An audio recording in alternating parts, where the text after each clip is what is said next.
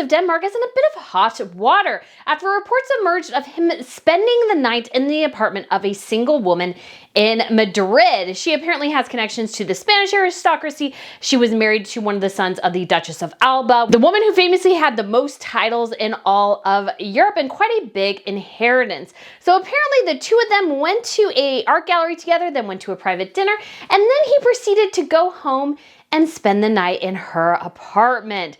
And this has obviously blown up. I know a lot of people say Denmark, oh, we don't do gossip or anything there. And I'm like, oh, but this one's sort of hard to ignore because it's not really gossip when we clearly have pictures. He clearly spent the night. That dips more into the territory, I think, of a bit of news. And you gotta help but wonder too, what in the world was Frederik thinking? Because this could be totally innocent, but it also could be not, because we saw some pretty icy exchanges between Crown Prince Frederik and Crown Princess Mary during the Spanish visit to Denmark after this story emerged. So we are going to talk about this today, guys, because I think this is important, especially as royals have this really, really critical role sometimes in terms of the church. And what does it mean for Crown Prince Frederik and Crown Princess Mary in the future? We will talk about this today, but if you guys haven't been to Royal News Network, my name is Brittany. I provide you all compelling royal commentary about the latest news and sometimes a bit of the drama going on behind the scenes. In addition, I have a newsletter, a fashion channel, and I also have a membership. So if you guys want more behind the scenes content, I'm actually going to get a little video together of my dog Pippa. Many of you guys who have watched for a long time, you know her. She is very, very cute. And right now we have this little thing where I've gotten these special biscuits, and all she wants to do all day is perpetually go and hide them everywhere. So she moves them, she hides them, she whines at me when she loses them, or if I need to help her get them out of the bed, she gets all Twitter-pated about it. So it's very, very cute. So I thought I'd get that together for you guys. And we actually have a live stream later today with the members. So if you guys are interested in that, link is there down below. And if you love my jewelry or anything, I do have links to that down below as well, and a 20% off code for Ana Lucia Diamonds. And they just released some new stuff, so I'm really excited to check that out and hopefully give a couple of new pieces to show you guys. And I know there's a lot going on with Harry and Meghan in terms of all the Veterans Day stuff. That'll be a separate video, and that'll probably be more of a rant because I am done with two people who are cosplaying as royals constantly in the United States where we don't have royalty. It's getting very, very obnoxious. It's getting very, very obnoxious, and I'm still confused why people are humoring the two of them, because it's very much cosplaying as royalty without being royal anymore. So getting back to Denmark, just to give you an idea, we have Queen Marguerite of Denmark. She rules over the country, and she has two sons, Crown Prince Frederik, so he will be the future king, and his brother Joachim, who lives in the United States actually right now and is working out of Washington, D.C. And Denmark came to the royal forefront last year, I believe it was, because the queen had decided to announce that the children of her younger sons, so this is Prince Joachim's children, would no longer be princes and a princess, but instead would be counts and a countess. And this ruffled a lot of feathers at the time, but it made a lot of sense because what all European royal houses are doing is usually streamlining who has a title within the family, who has royal roles. So for example, in Sweden, it'll only be the crown princess's children who will probably have a working role, maybe not even her son who is younger than his sister, who will be the future Queen Estelle. Prince Oscar, he may work as a royal for a while and then may go off sort of into retirement. That's what all royal houses are doing. And Charles, you desperately need to do that. Follow Sweden's example. In Sweden, you must actually to keep your title and place in line of succession, you must actually live in Sweden and go to Swedish schools. That would be an easy way to eliminate titles for Prince Harry and Meghan Markle's children, and most likely ensure also that Catherine and William's grandchildren also have access to a title. Just saying, that's the way the royal family should go 100%. That's my suggestion, that's my advocation. Do that, Charles, because we desperately, desperately need it. So Denmark had a little bit of a scandal last year, and now it's about, I think, the same time maybe, and they're having another scandal here. Oh, and speaking of, say hello to Pippa, guys. So if you're wondering the cute, very cute little video, this is her. This is Miss Pippa. I was just talking, and then I could feel her at my feet and her like little paws on my leg going, pay attention to me, pay attention to me. Okay, baby girl, that was fun. So now we have this scandal with Crown Prince Frederik. And I hate to say, there's a lot of good stuff here. So when it comes to, let's say, the example of Prince William's alleged affair with Rose Hanbury, we have no evidence of this thing whatsoever. The guy who reported the story admitted he made it up. We have no single picture of the two of them alone together ever. Actually, we have a picture of Prince Harry with Rose at a state function, but we don't have a picture of William alone with Rose.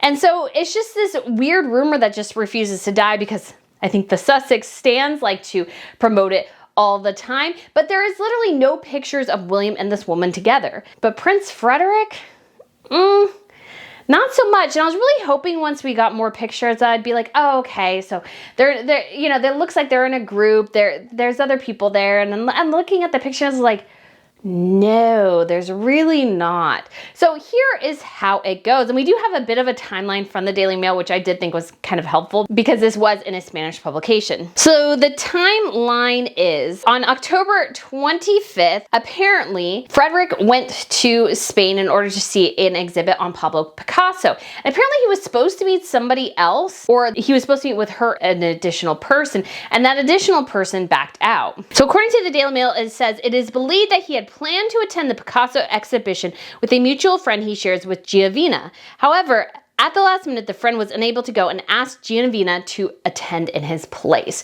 So it is one thing for a married man to go and have an outing with another guy, because obviously men can do that, women can do that, that's totally fine.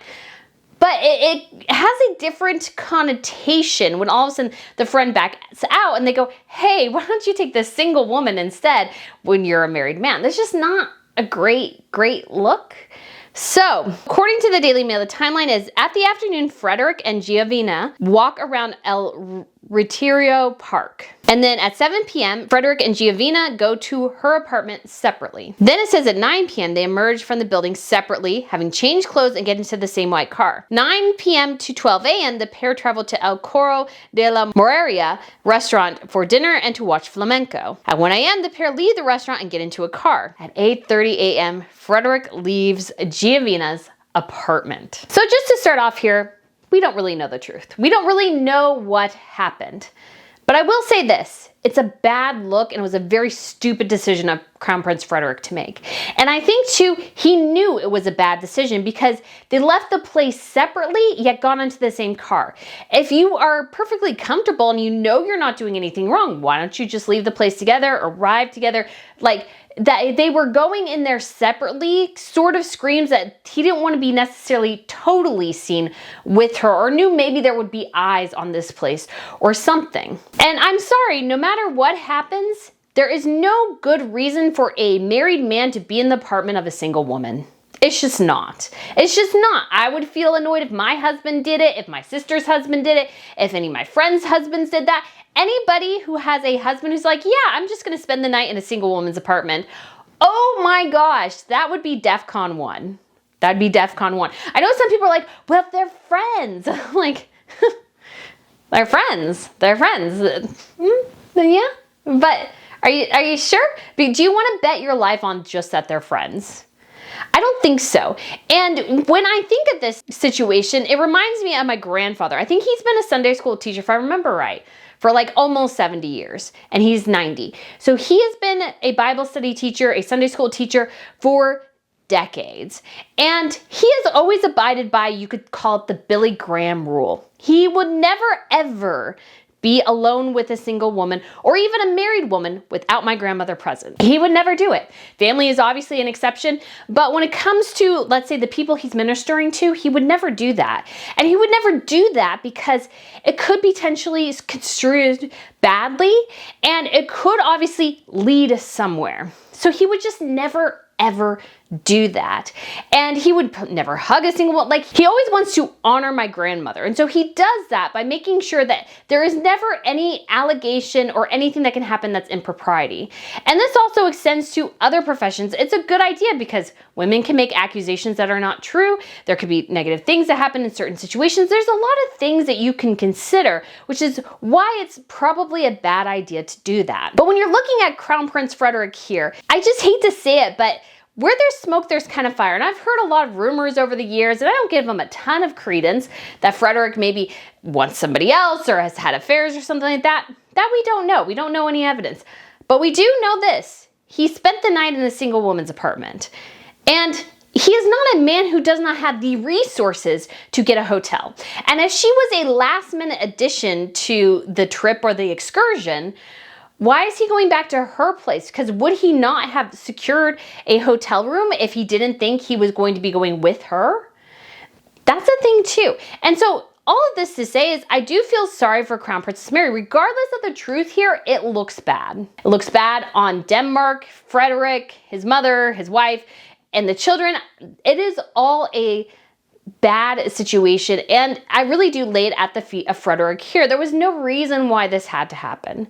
There was no reason why he had to do that. It would be perfectly fine of him to go to a hotel, change clothes, then go to dinner. Because why would he be walking around with his overnight bag? I mean, maybe it was a short trip and he just went there literally for the day and left the next day. But again, did the man not secure a hotel room? Are his bodyguards staying in this apartment? I mean, there's a lot of things to consider here. And I know we're going down in the route of speculation, and some people could say gossip, but I think it is important because if he is going to eventually represent the Church of Denmark in many ways, or going to be set up as an example, there are certain stipulations, and if you go out of that, it's not a good look. Because I think even Charles and Camilla, because of their affair, they're a much harder sell in terms of being the head of the Church of England than, let's say, Queen Elizabeth II, who was married to her husband for 73 years. There is a huge difference there, and obviously you could say that maybe Philip had affairs.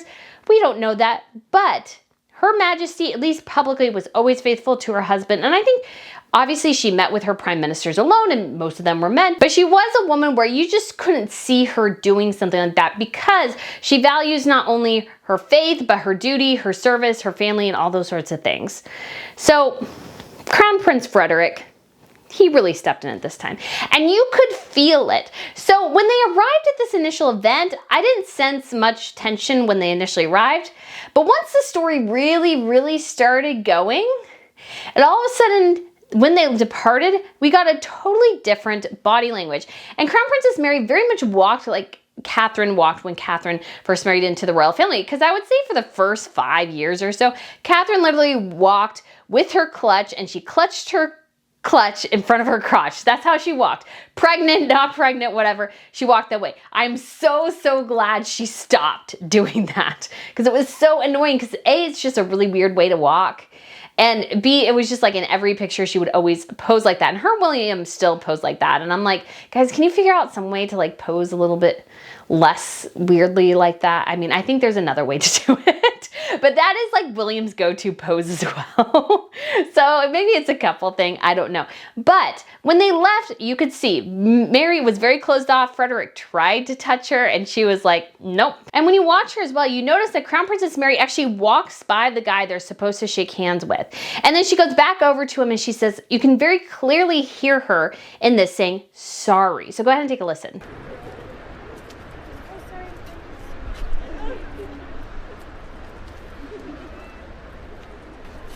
And so I don't know the particulars of the situation here. So it could be that he's Spanish, and so English, obviously, even in European royal circles, is generally considered like the common language. A lot of them speak French and German, so it, you know, depending on what country they're in, sometimes they speak English, sometimes they speak French. It all just depends. For her to revert back to English, I thought was rather interesting, because either, obviously, that was a universal language because the guy was Spanish, or I can also see is that she's so flustered she forgot her Danish and went back to her native tongue, which is English. If that is what happened, that speaks volumes. And they looked very tense the next day still. And they obviously did another fun run today, and so they still are trying to put together this united front. And some people are saying, well, it's like, well, she doesn't look mad. It's like, yeah, but she can't look mad. She can't go and be whacking him on the side of the head, getting really annoyed him in public. That's just not how you do it. But at the same time, you could feel that things weren't going well, and not that maybe there's some validity to the story, but generally there is something happening behind the scenes there. And I do feel very sorry for Mary in this situation. And regardless of what happened, again, I want to go back to this idea of Frederik should never have been in this apartment of a single woman. I don't care if she's his friend or not.